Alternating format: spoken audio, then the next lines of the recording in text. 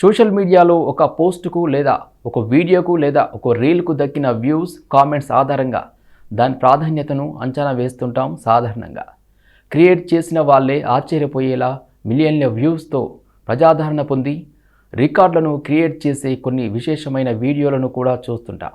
ఇలా సరదాగా సృష్టించిన ఒక రీల్ రికార్డు దక్కించుకుంది.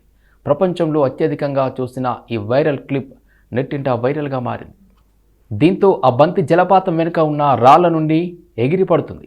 అద్భుతమైన ఈ దృశ్యం చూసి రిజ్వాన్ కూడా ఆశ్చర్యపోయాడు. కేవలం క్రీడాకారులను మాత్రమే కాదు, కోట్లాది మంది నెటిజన్లను కూడా ఆకట్టుకుంది. అప్పటి నుండి రీల్ ప్రజాదరణ పొందింది.